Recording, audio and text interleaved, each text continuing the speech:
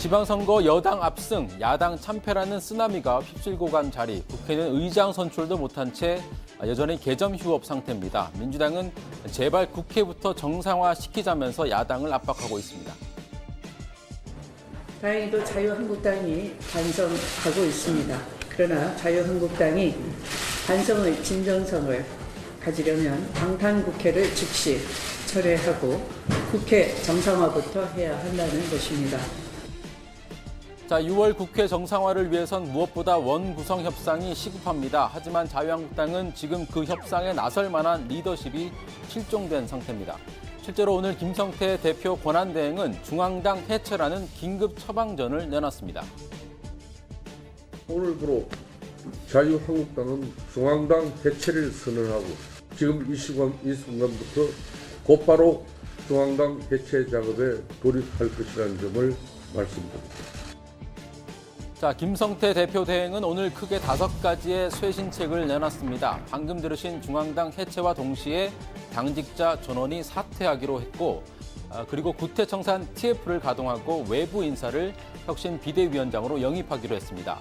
그리고 중앙당 해체와 혁신 작업이 완성이 되면 이 당명도 새로 짓기로 했습니다.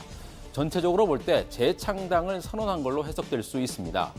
하지만 자중질환에 빠진 자유한국당이 일사불란하게 이 쇄신책을 따라서 움직일지는 의문입니다. 일각에선 비대위가 아닌 조기 전당대회를 주장하고 있어서 논란이 커질 가능성도 있습니다. 당장 오늘 오전에 열린 재선 의원 모임에선 김성태 권한대행의 리더십을 놓고 비판이 쏟아졌습니다. 첫날 원내대표의 그 퍼포먼스 어떻게 생각하십니까? 그런 보여주기식 이벤트 퍼포먼스 이제 좀 그만하자고요. 맨날 그냥 보여주기 해가지고 어떻게 넘어갈 생각하고 그렇게 하는데 책임이 있는 원내대표가 좀 그건 월권을 하는 거예요. 네, 당 일각에선 한때 비박계로부터 친박 팔적으로 불렸던 김진태 의원도 누굴 비판한 입장은 아니라는 지적도 나왔지만 어쨌든 이 사죄 퍼포먼스에 대한 진단은 새겨들을만 하다는 반응도 있었습니다. 그러니까 쇄신을 한다면서 사죄의 방식은 여전히 과거에 썼던 방식을 재탕, 삼탕하고 있다는 지적입니다. 자, 이 대목에서 짤막한 퀴즈 하나를 내보겠습니다. 질문부터 들어보시죠. 다음 사진을 시기별로 배열하시오. 자, 주관식입니다. 1번부터 3번까지 똑같이 무릎을 꿇고 있는 사진이 있습니다. 그런데 시기는 전부 다릅니다. 정답은요, 3, 1, 2였습니다. 자, 먼저 3번 사진을 확대해 보겠습니다.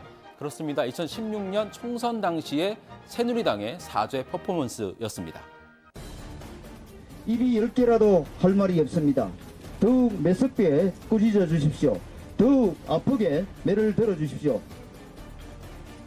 자, 두 번째 시기는 1번 사진입니다. 지난해 1월 새누리당을 탈당한 의원들이 바른정당을 창당했을 때입니다.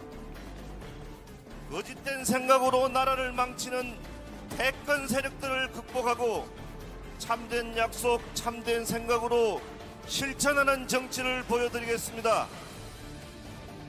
네, 참된 약속만 하겠다고 다짐했던 바른정당, 다들 아시는 것처럼 이 자리에 있었던 상당수 의원들이 자유한국당으로 복당했죠.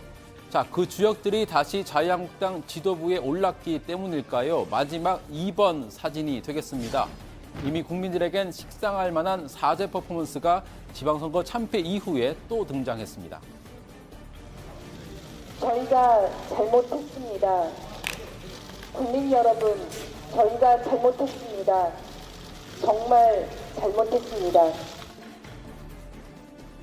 자, 자유한국당이 이렇게 자중질환에 빠져 있지만 대한야당을 자처했던 바른미래당 역시 내홍을 극복하지 못하고 있습니다.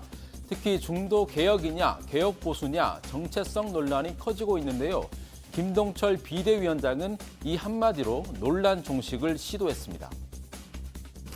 바른미래당은 낡은 이념에 사로잡힌 민주당과 반성할 줄 모르는 원조 적폐정당 자유한국당을 대체하기 위해 숱한 고뇌와 범민을 헤쳐오며 만들어진 중도 개혁 정당입니다.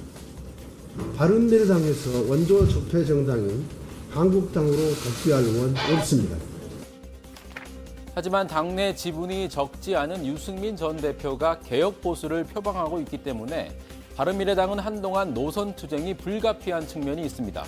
그리고 끝내 정체성 문제가 해결되지 못한다면 전당대회 전이라도 분당 수순에 들어갈 가능성이 작지 않습니다.